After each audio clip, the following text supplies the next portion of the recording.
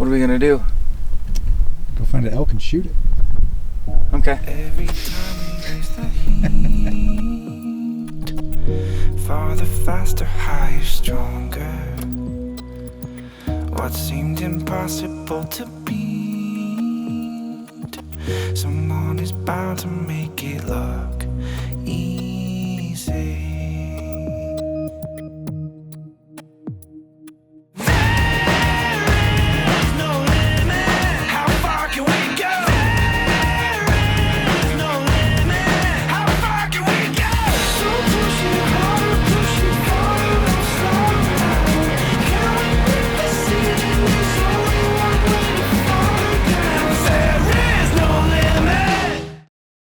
Welcome to elk season 2021. Today's opening day.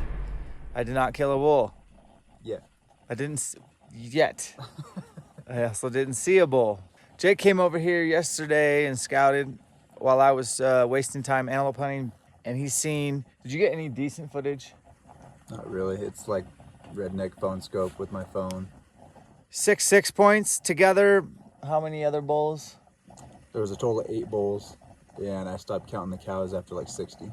60 plus cows, 8 bulls. They're all right in this little area right here. Game plan today was to go kill an elk up here in the saddle. It's not gonna happen. So now Jake's making coffee. We got some of that going on. And just want to say welcome to elk season. We're going to do something cool today. We're gonna scout some new country, put a couple cameras out. I got Jake for a couple days, and then I'm on my own. It's a new year. Welcome to elk season. Let's go.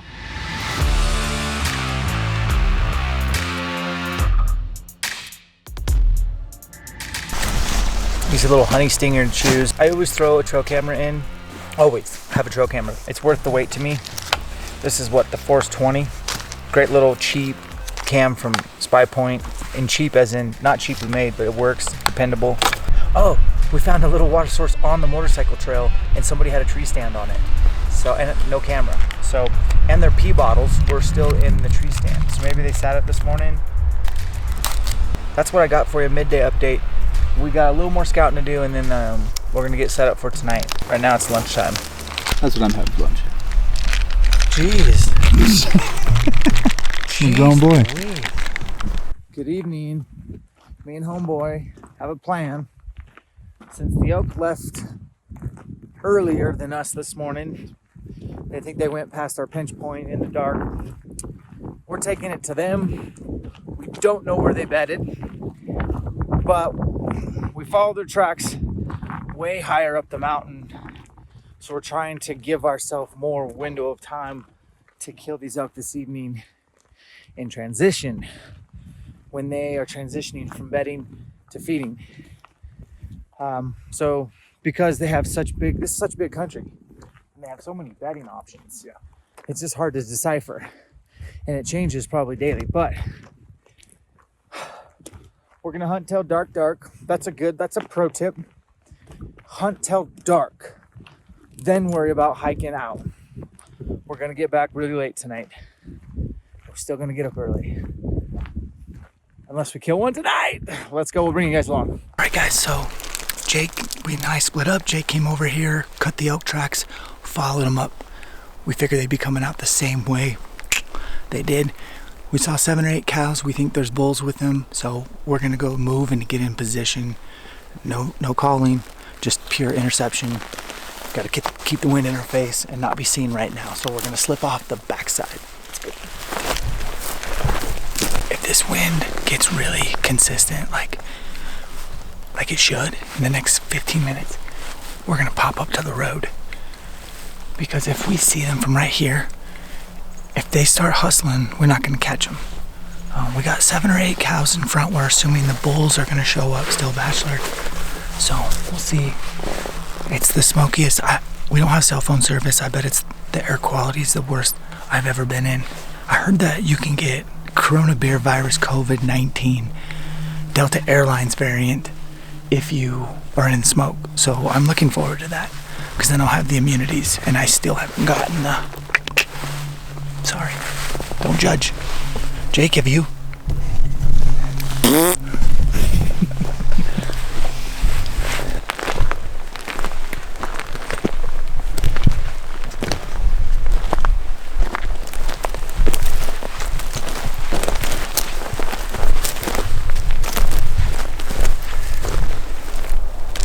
we're done for today. Opening day, pretty good day. Learned some stuff, learned some new country, put more pieces of the puzzle together, which is everything. The noose got a little tighter. I'm gonna go hang a trail camera down here, and we're gonna slip out. We've got a long hike and ride back to camp, and then we're gonna be right back up over there in the morning. So that's what's up. We'll see you tomorrow. Hey guys, Jake and I are going to do about 2,200 vertical feet this evening. We kind of got a little bit of a late start, but that down there is where we started. That's kind of a false summit, but once we get to that summit, we're pretty much about 400 yards from where the elk bedded in the edge of the timber. And we already did a dick kicker hike this morning. This is just what you have to do.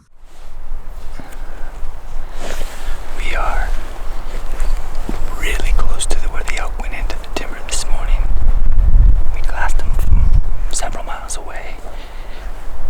Came in the backside. I don't even know how many bulls are in this herd. Maybe one, maybe two, maybe none. It was so smoky we couldn't even tell, but it's a big group, and it's the group we think Jake saw 2 days ago. So we're gonna try to kill a bull in August. Interception. All right guys, so we have these 2 bulls feeding there across the canyon. These bulls were with the big herd in the morning when we saw the entire elk go up this mountain in bed in this specific timber patch we're set up. So we were like a little confused. Are these the same bulls? Are these 2 different bulls? And then so we just decided to stay at the timber patch thinking that the cows will come out and there'll be bulls with them. And so this first cow comes out.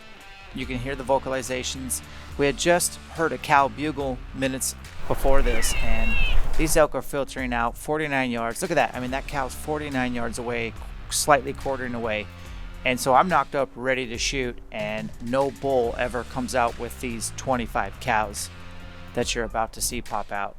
We were pretty stoked because we had the wind. We did a really hard hike to get into that position, and with light fading, we decided to move up a little bit and see if there's maybe a bull on the outside or the skirts of this herd. So we slipped over, and then we caught more movement behind us.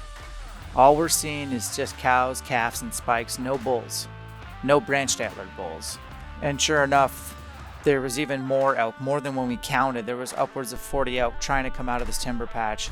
Again, no bugling from actual bulls, just a spike, actually a few spikes. And it was just a great little evening hunt. They're looking back like there should be more.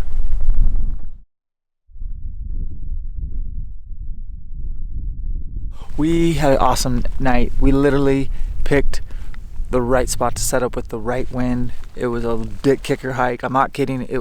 We've hiked so much today, 30,000 plus steps, just for morning and evening hunts. There's not rutting. We're doing ambush style. It's a lot of hiking in the dark, and that's what you signed up for if you want to elk hunt this way. So we heard before the cows even came out, Jake pulled up the 2 bulls that we saw this morning. They were with the herd, and then they peeled off, and we lost sight of them. We know where they bedded. They're two nice 6 points. We didn't bring the spotter, sorry, so you didn't get any phone scope footage. It would have been epic. And then no 15 minutes later, we heard the cows started mewing, and then we heard a cow bugle, which we thought it might be a bull, but it wasn't. It was a cow bugle. And then it was 25 head came out. A handful of them came out right in front of us at 49 yards, and I was just knocked up, set to 50, waiting for a bull to come right behind. Cow call, stop him, shoot him. Didn't happen. So the one bad thing is when we came out, there only 25 came out, and we exposed ourselves, and another 15 popped out and saw us, and they went this way. And so I'm not sure if they'll be back here tomorrow. So I don't know. We're gonna sit this water hole in the morning and hope that they come just at first light, and then we will get out and glass if they don't come to water and see where they go. And then Jake's got to go home tomorrow, and I'm gonna probably head north. That's the plan. Good night. Today we kind of realized this desert game's tough because there's 1, 2, 3, 4, 5 different main canyons these elk can roll into from their food source, which, you know, they get their water and their food at the same spot. So if you commit to one of the places that they funnel to, chances are they'll go up a different route. So today we're like, let's stay in the valley floor. Let's go to one pinch point that 25% chance they'll go, but 100% chance that we'll see where do they go, which we did. So mornings have been really tough. They just haven't been really like, there's no encounters. We need reps with elk in tight. Evenings have been good, as in last night and the night before. So 30th and 31st of August, we were inside archery range of elk. They just haven't been bulls yet. The 2 bulls last night, like I said in the morning video, I think they peeled off. They peeled off and bedded hundreds of yards away from the cows. Today, a bull that we haven't seen yet, and he's big, really big, scooped up 11 or 10 cows and went out of sight. But knowing that we've hunted here a few times this year and a couple days last year, pretty damn good idea where they went to bed. And rather than kind of like get set up on an ambush spot, I got Jake till midday, so I think we're just gonna go right to where we saw them last, follow their tracks, see where they lead. I'm gonna bring a bugle tube. We're gonna try to locate the bull, and if we can get them located, then I'll probably stay there and find a pinch and ambush tonight, unless his temperature's hot.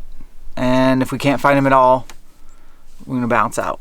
So I'm gonna head more north where it's more timber country, where it's actually colder and the elk seem to bugle a lot better. And when elk are bugling, I don't have to, and that's my game. So that's our plan. Right now we're getting loaded up, and I don't think I'm staying the night here. So I'm kind of just getting everything situated and take advantage of having Jake for a couple of more hours. Jake and I are following elk tracks in the dark timber, fresh elk tracks. We didn't see exactly where the herd bedded, but we knew there was only a few timber options. We were trying to localize, maybe get a bull to answer. I only want to locate. Ultimately, we just had to follow the actual elk tracks to their bedroom. So that's what we did.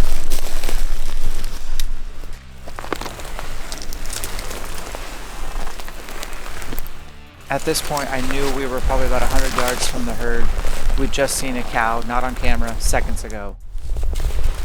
The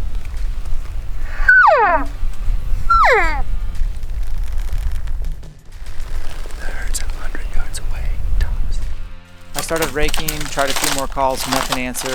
So we just sat down, and then eventually the elk fed out in the afternoon.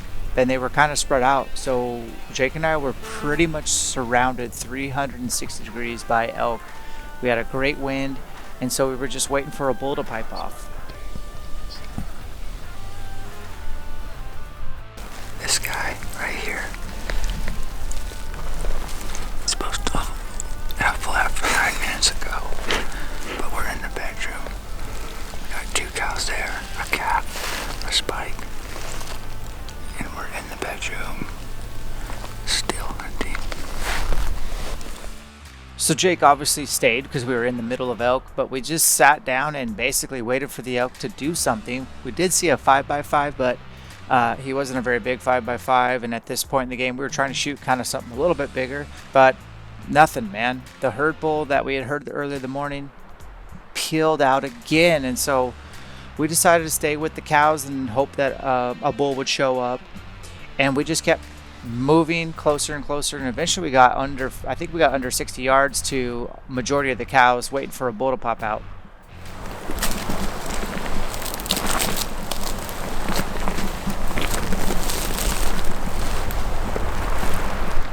Now the herd's 56 yards away. We have shooting lanes. We haven't made any vocalizations, and we're just hoping that some bull will show up. And we're losing light, so we're just kind of hurry up and waiting kind of style. And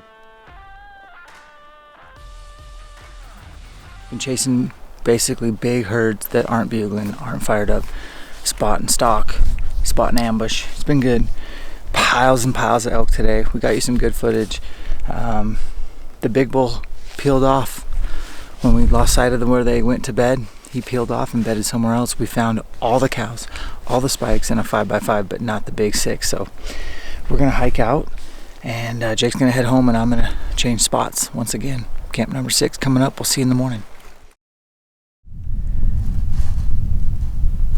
This group's big. Probably pretty good footage.